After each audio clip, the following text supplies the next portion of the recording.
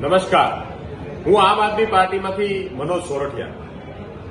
Bharatiya Janata party જેમ જેમ ચૂંટણી નજીક આવતી જાય છે એમ એમ એફઆરઆઈ કરવાની એમની જે નીતિ છે એ નીતિ ઓર મજબૂત થતી જાય છે. અત્યારે આજે પણ આમ આદમી પાર્ટીના અલગ અલગ કાર્યકર્તાઓ ઉમેદવારો ઉપર એફઆરઆઈ કરવાનું કામ ભારતીય જનતા પાર્ટીનું ચાલુ છે. એક તરફ ચૂંટણી છે અને બીજી તરફ નિર્દોષ લોકો ઉપર ખોટા કેસો બનાવીને એફઆરઆઈ કરીને જેલમાં નાખવા પાછળ ભાજપની આ મનસા સાફ છે કે ભાજપ આમ આદમી પાર્ટીથી ડરે છે. કોંગ્રેસના એક પણ વ્યક્તિ ઉપર નહીં, કોંગ્રેસના એક પણ નેતા, કોંગ્રેસના એક પણ કાર્યકર્તા, કોંગ્રેસના એક પણ ઉમેદવાર ઉપર કોઈ એફઆરઆઈ નહીં, કોઈ પોલીસ નહીં, કશું નહીં. માત્ર ને માત્ર આમ આદમી પાર્ટીના ઉમેદવારો ઉપર.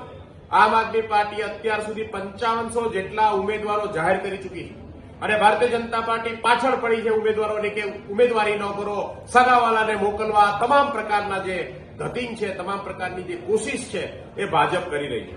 આ વાત સાફ છે કે ગુજરાતની અંદર આમ આદમી પાર્ટીનો ઉદય લોકોના સમર્થનથી જનતાની પાર્ટી બની રહી છે. લોકોની પાર્ટી જયારે બની રહી છે આમ આદમી પાર્ટી, ત્યારે ભારતીય જનતા પાર્ટીને આ વખતે પહેલીવાર તમામ ચૂંટણીઓ અત્યાર સુધી લડાઈમાં પહેલી વખત આ વખતે ડર લાગી રહ્યો છે.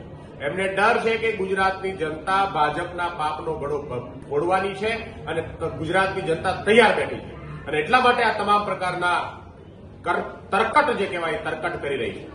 ગુજરાતની જનતા માટે સંદેશ છે કે આ ચૂંટણીમાં સાવરણો ચલાવવાનો છે, સાવરણો ચલાવીશું તો ગુજરાતના લોકો માટે ભવિષ્યની અંદર સુવર્ણ જે દિવસો કહેવાય એ આવવાના છે. અને આ ભારતીય જનતા પાર્ટી જ્યાં સુધી સત્તામાં છે ત્યાં સુધી સામાન્ય માણસ માટે આ જે અત્યારની જે સ્થિતિ છે એ સ્થિતિ સુધરવાની નથી. સૌનો આભાર. ભારત માતા કી જય.